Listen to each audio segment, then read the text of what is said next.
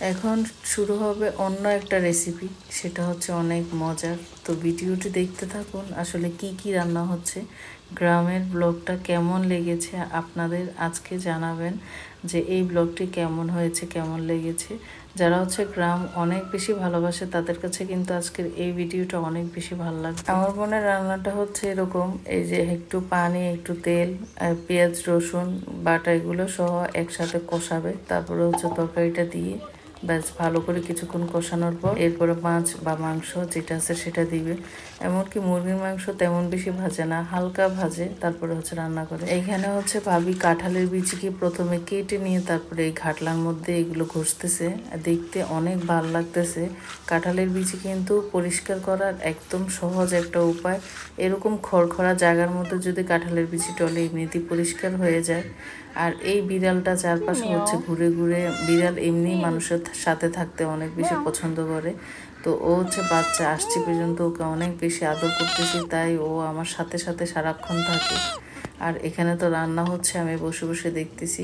এটা হচ্ছে মাংসর মুরগির হাড্ডি উড্ডি দিয়ে হচ্ছে পেঁপে আলু দিয়ে রান্না করছে, এটাও অনেক ভালো হয়েছে খাবারটা। হবে মাছের মাথা দিয়ে শাক দিয়ে ভেঙে চুড়ে রান্না, এই শাক দিয়ে।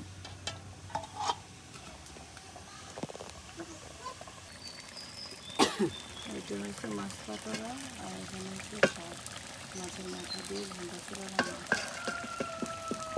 আমরা আসলে অনেক বেশি তেল খাই, কিন্তু আমার আপু হচ্ছে একদম অল্প তেলের মধ্যে সব কিছু রান্না করে, তেল বেশি খাওয়া পছন্দ করে না। আর তাই হচ্ছে নিজেই রান্না করে, কাউকে রান্নাঘরে বসতে দেয় না। বুঝলেই বলে তোমরা সবাই তেল দিয়ে খাবার নষ্ট করে। আমার বোন হচ্ছে সবসময় এভাবে রান্না করার পর ছোট ছোট পাতিলের মধ্যে হচ্ছে এভাবে বেড়ে রাখে, তাহলে সন্ধ্যাবেলায় ওই যে সিলিন্ডার গ্যাসে রুমের যে গ্যাস আছে সেটা তো আবার গরম করে নিয়ে নেয়। শাকটা যা হয়েছে না বলার মতো না, এত মজা ছিল। এগুলো হচ্ছে টোকানো শাক, এটা হচ্ছে ছোট আপার বাড়ি থেকে তারপর আমরা টোকাই আনছি।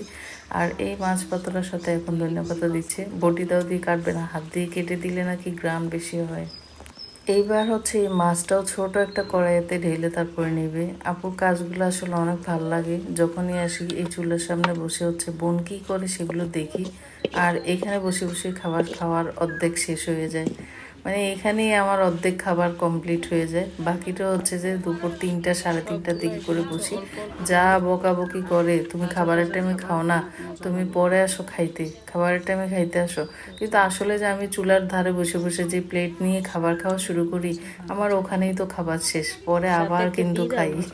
এত মজা খাবার। আমার এই গ্রামের ভিডিওটি দেখার জন্য সবাইকে ধন্যবাদ।